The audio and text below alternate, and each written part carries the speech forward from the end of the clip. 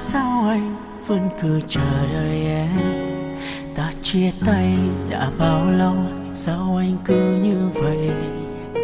Em biết không, đôi lúc anh muốn quên hết tất cả, nhưng anh không thể kìm nén những yêu thương bùng lên. Năm tháng trôi qua, cuộc sống của anh có nhiều đổi thay, nhưng con tim của anh vẫn yêu em đến lúc này. Mới hôm qua anh vẫn nhìn thấy em mỉm cười như thế, nhưng hôm nay em đã không vì ai.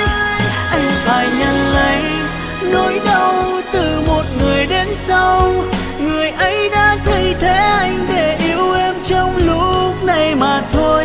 Từ khi ta chia tay đến bây giờ anh mới biết rằng em không nhớ anh, em cũng chẳng cần ai. Từng dòng cảm xúc của em viết trong thời gian qua, em viết cho ai mà anh cứ ngỡ là cho anh. Em ơi, anh đã lòng thật rồi, hai ta kết thúc lâu rồi, và em không còn yêu anh.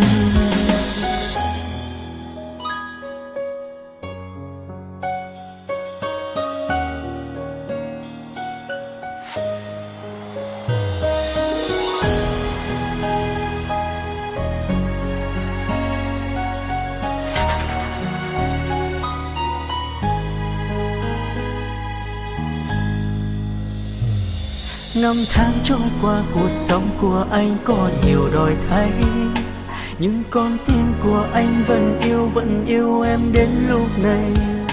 Mới hôm qua anh vẫn nhìn thấy em mỉm cười như thế, nhưng hôm nay em đã không vì ai. Anh phải nhận lấy nỗi đau từ một người đến sau, người ấy đã thay thế anh để yêu em trong lúc này mà thôi. Từ khi ta chia tay đến bây giờ anh mới biết rằng em không nhớ anh, em cũng chẳng cần ai. Từng dòng cảm xúc của em viết trong thời gian qua, em viết cho ai mà anh cứ ngỡ là cho anh. Em ơi, anh đã lòng thật rồi, hai ta kết thúc lâu rồi, và em không còn yêu anh. Nỗi đau người ơi, không còn yêu anh. Em yêu người ta bỏ lại cuộc tình bao từng dòng cảm xúc của em viết trong thời gian qua, em viết cho ai mà anh cứ ngỡ là cho anh. Em ơi, anh đã lòng thật rồi, hai ta kết thúc lâu rồi, và em không còn